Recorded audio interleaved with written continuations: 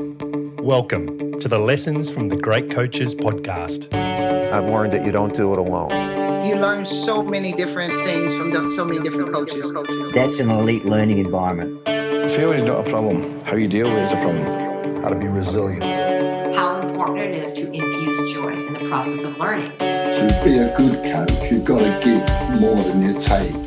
What an interesting life it is to be a leader.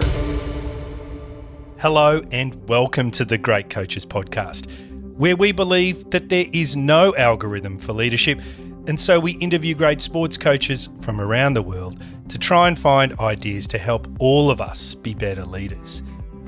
Today's episode is on the topic of being coachable, and we're joined for the discussion by Alistair McCaw, who has just written a terrific book called Habits That Make a Champion.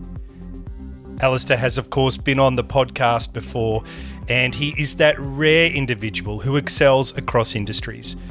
In addition to being an author who has sold over 300,000 books, his podcast ranks in the top 1% in the world, and for the last 25 years he has consulted and worked with Olympic gold medalists, Grand Slam champions, Fortune 500 companies, NCAA colleges, and professional sports teams all over the world. And he'll mention some of those in our discussion today. Some of the highlights in our discussion on being coachable are Alistair's use of the PPTT framework, which he uses to give feedback, his view that a coachable athlete looks, listens, asks, and learns, and like Michael Jordan, they are obsessed with learning more. And the importance of learning to be coachable as a child, and how this becomes a vital life lesson. I hope you enjoy the interview with Alistair. It's always a pleasure to talk to him. And now on to the topic of on being coachable. You're listening to the Lessons from the Great Coaches podcast. Alistair McCaw, great to see you again and welcome back to the Great Coaches podcast. It's great to be back. Thank you, Paul. Well, we appreciate you making the time. We loved the last discussion around habits that make a champion. And we're back today now, of course, to talk about one of the key elements in the book, which is being coachable. But Alistair, before we begin, as always, where are you in the world and what you've been doing so far today? Same place. I'm at home here in Florida. I think between the last episode, I was in Europe, Croatia, Serbia, Zurich, and UK. So that was a really good trip. So back home where the Wi-Fi is stable. So that's hopefully. Nice to be here. Alistair, what was happening on that trip? I was visiting one or two football clubs, which I actually can't mention. Some clubs, some athletes that you work with prefer to stay anonymous, which is understandable. Of course, in the professional world as well, it's all about keeping secrets and so on. So I was with two football clubs there, and then in Croatia, I was giving a seminar in Zagreb, which was enjoyable. I was actually there 2 years ago. Really, really nice to go to the Baltic countries, and they're really, really, hungry for new information, and that was really enjoyable. Oh, fantastic! It's I love following along on your trips on social media and seeing some of the amazing organisations that you get to connect with. But today's topic is coachable, and it's the opening chapter of the book, Habits That Make a Champion, and such a good book. So easy to read, such great practical advice and some great wisdom from the people you've met around the world. But I wanted to start by asking, Alistair, was it an easy choice as the first chapter in the book? Yeah, for sure. And, in the beginning, I probably wrote about 65 chapters for the book and decided to whittle it down to 50. And then the decision and the process of working together with the editor of choosing what the order of each chapter would be as well. And for me, Coachable was from the very start was going to be the first one, because it all starts there. If you're not coachable, if you're not willing to learn, then there's no point of going on this journey.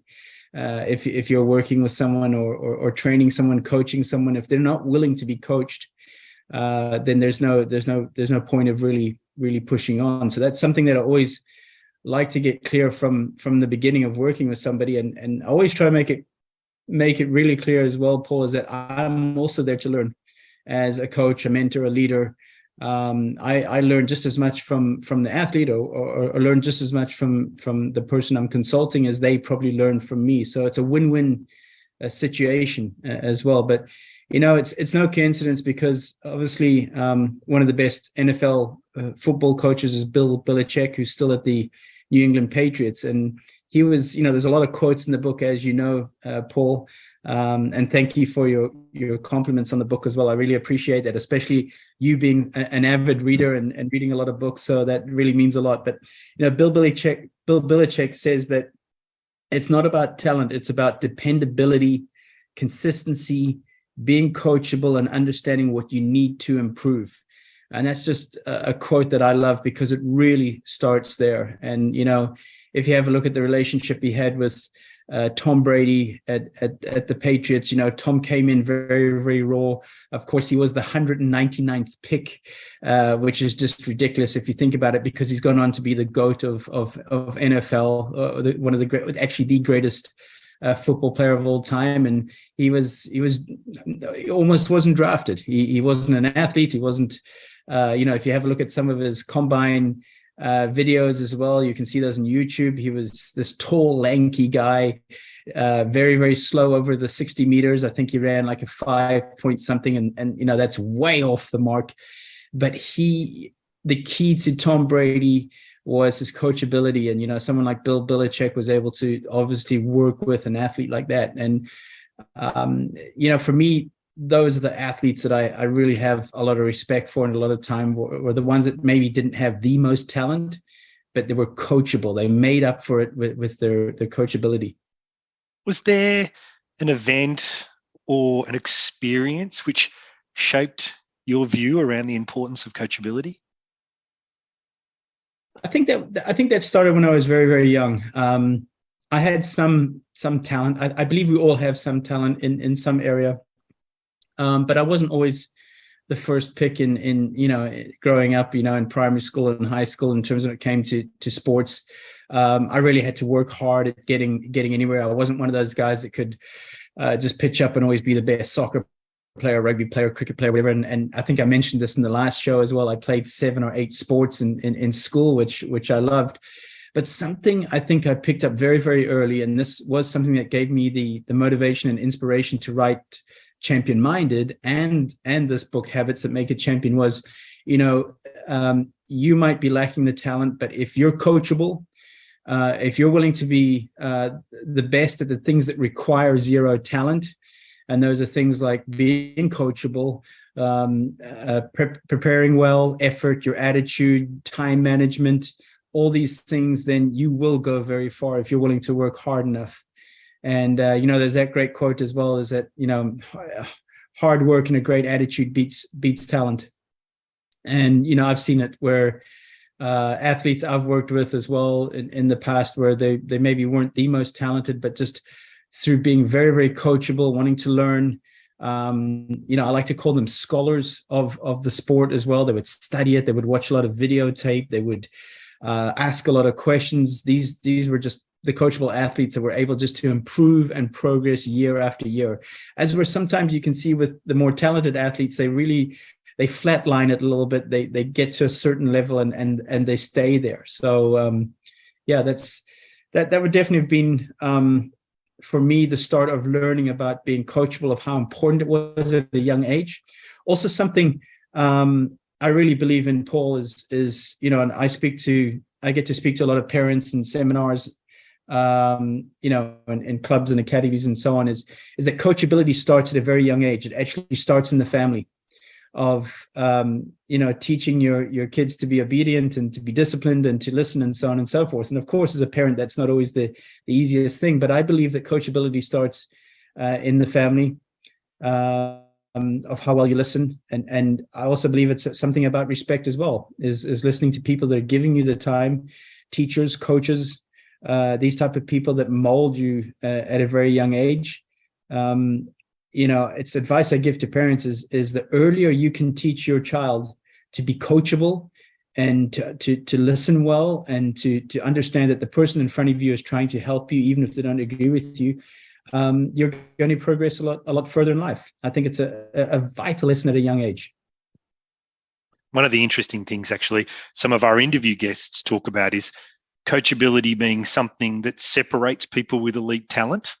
You know, in fact, I've got this great audio quote here from Rob Beveridge, who coached the world team, youth team against Team USA, and it really talks to this idea. So I really tried to define the roles of the players to make them comfortable. And when they started to get a bit ratty, I'd bring them in and just reinforce to them, what's your strength? What are you great at? Because in particular, at the international NBA level, everybody knows if you're talented. They know that. They can see that you're 6'10" with a 7'6" wingspan and you're an athlete. They see that. They want to see the coachability. They want to see when I'm on the sideline, when I'm communicating to a player, is he actually listening to you, or is he going off and doing his own thing? Is he becoming selfish? NBA scouts and NBA coaches and all that whole entire thing, when they're investing tens of millions of dollars into drafting players, they've got to get it right. And I'm wondering, Alistair, if you could share with us your experience on either working with or learning about someone whose coachability propelled their career.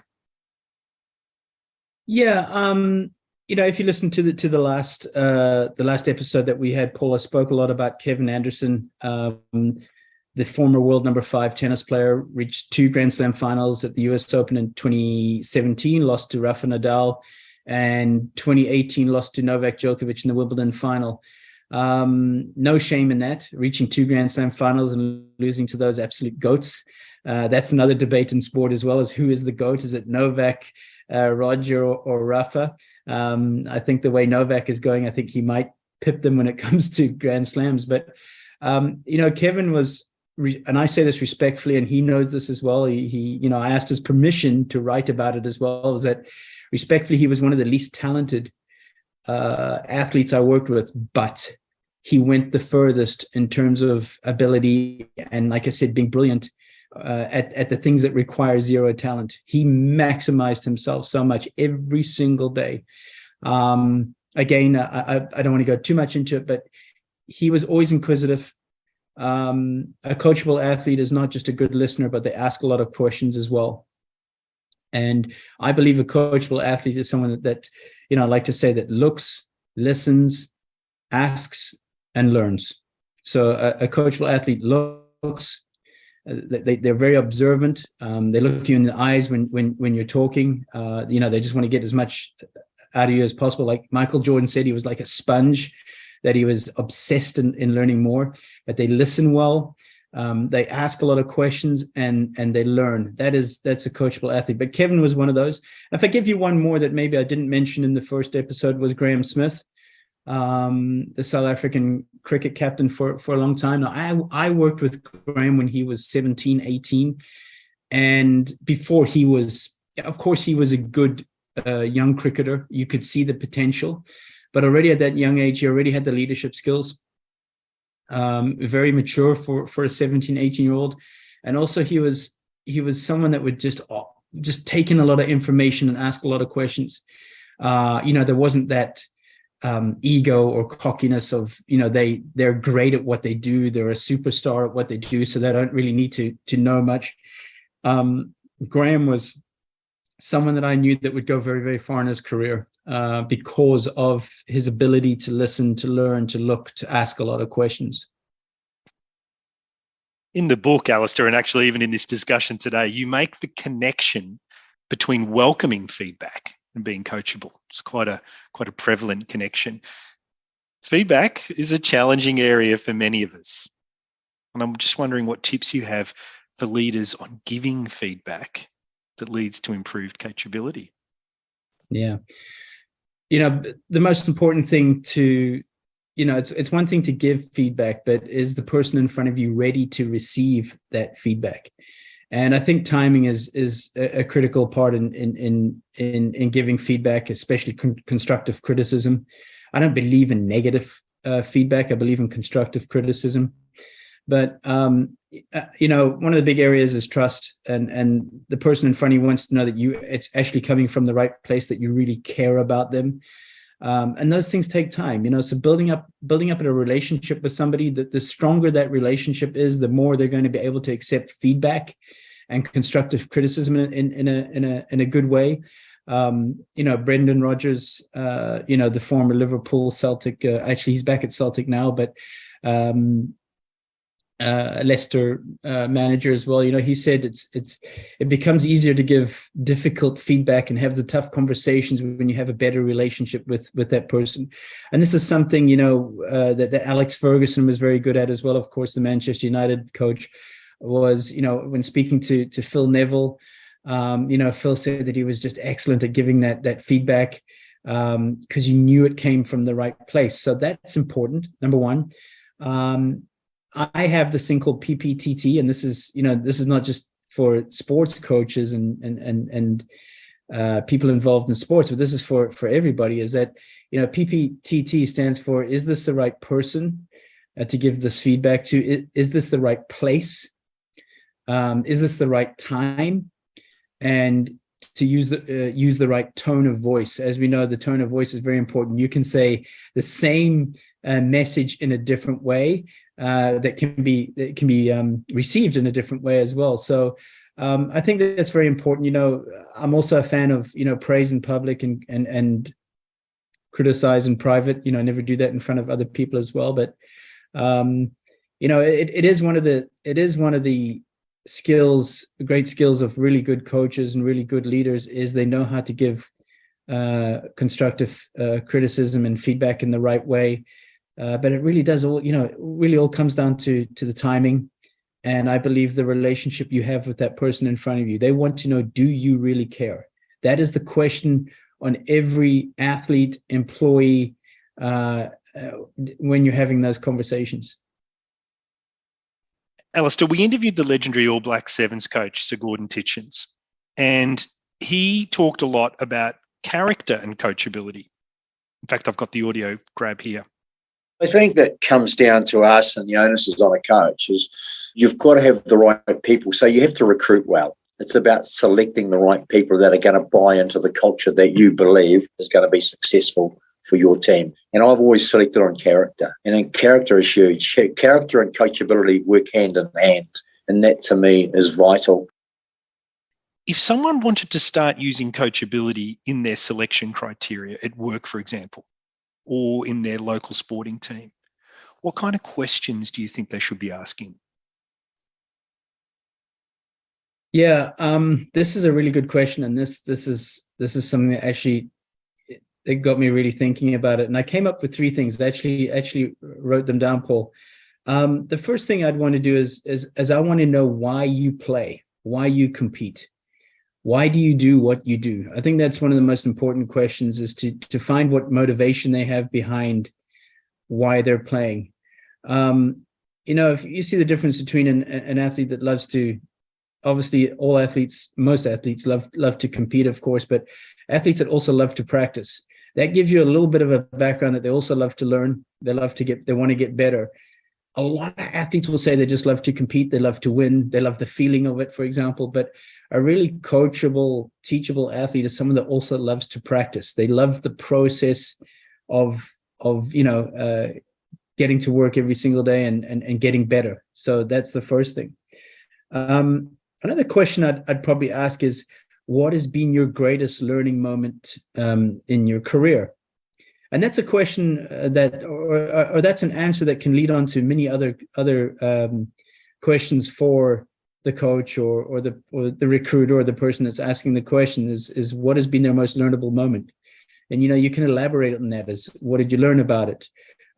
What actions did you take from it afterwards? So a few of those things can give us a little bit of insight into what they were able to do with that information, because it's one thing to be coachable, but it's also another thing to take action.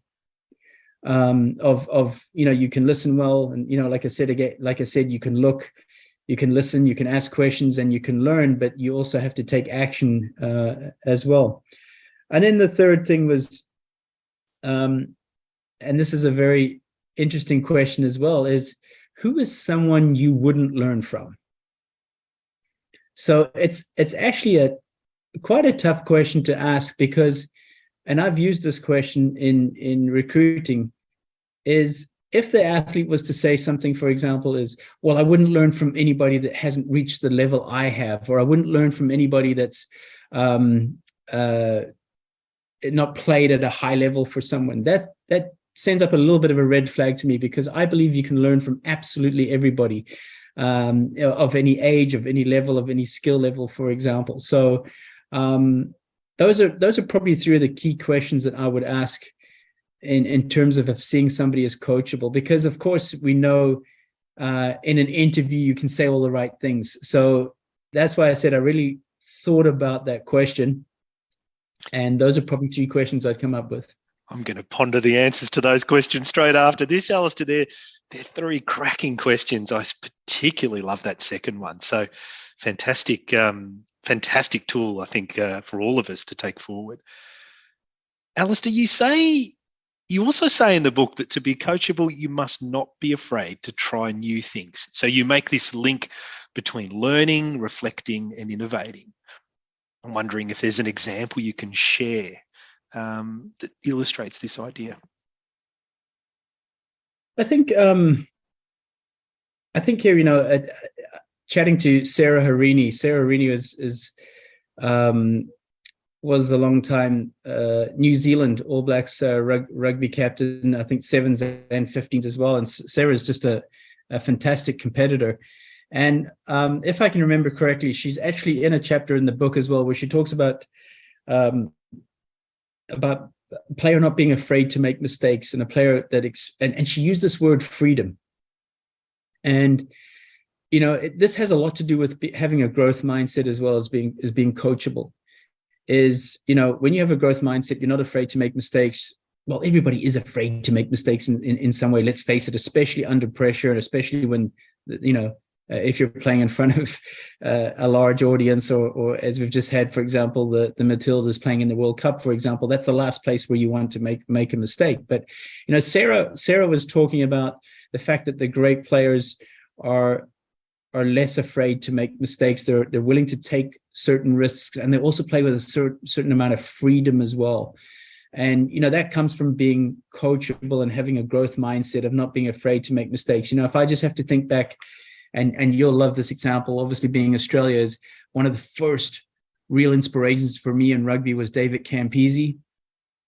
And obviously growing up in South Africa, he was the arch enemy, being the Australians and the All Blacks with the South Africans, for example. But, if you look at Campese, he had that goose step, and he had all these things. He was not afraid to take risks. He would do some crazy things on the field as well that he'd pull off, and sometimes they wouldn't. But I can see a player like that being very, very coachable, willing to learn new skills.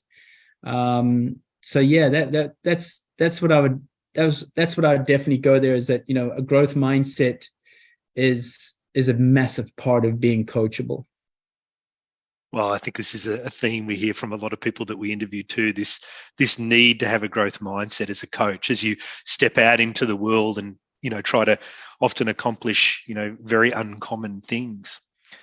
But yeah, I think if I could just elaborate on that one, Paul, is I think there would be, I always love to do self-reflection, and I encourage athletes and the people I worked with to self-reflect after a practice session, for example.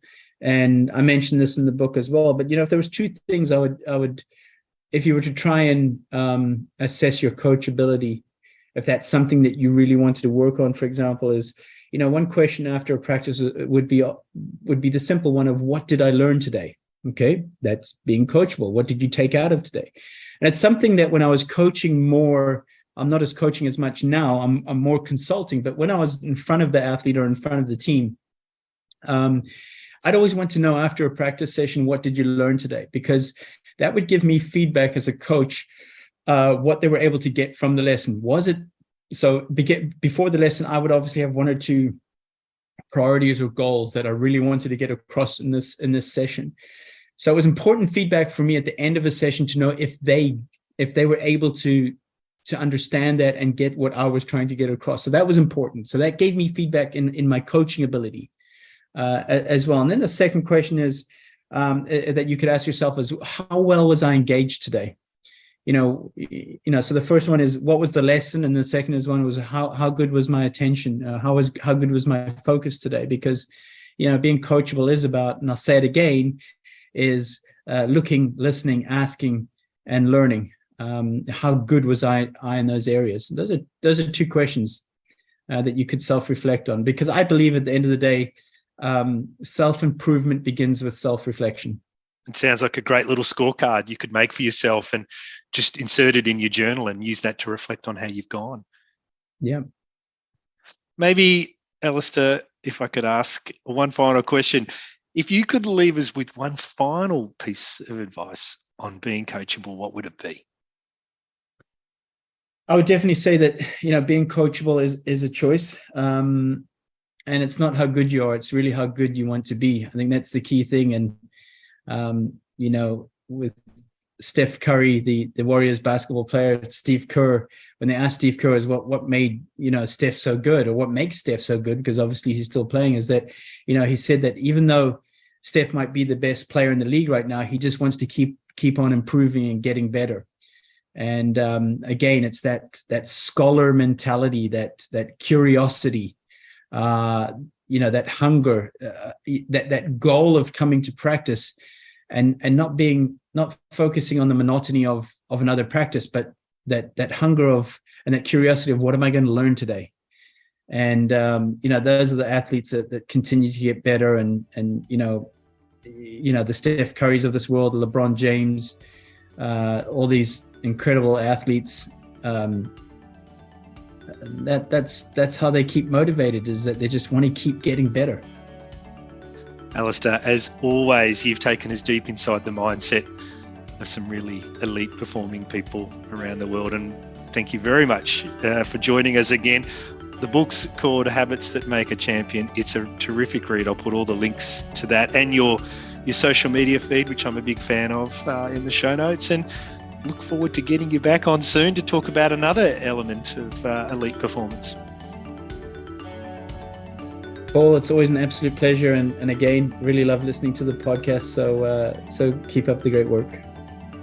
Thanks, Alistair. Hi everyone, you have been listening to Alistair McCaw talk about being coachable and why it is so important when it comes to maximising your potential. I hope you got a lot out of Alistair's style. He's got great stories, and I hope that you found a few of those that you can take back to your own dinner table, locker room, or boardroom table for discussion. And just before we go, if you have any feedback, then please let us know. The interaction with the people around the world who listen gives us great energy and keeps us going. All the details on how you can connect with us are in the show notes or on our website, thegreatcoachespodcast.com.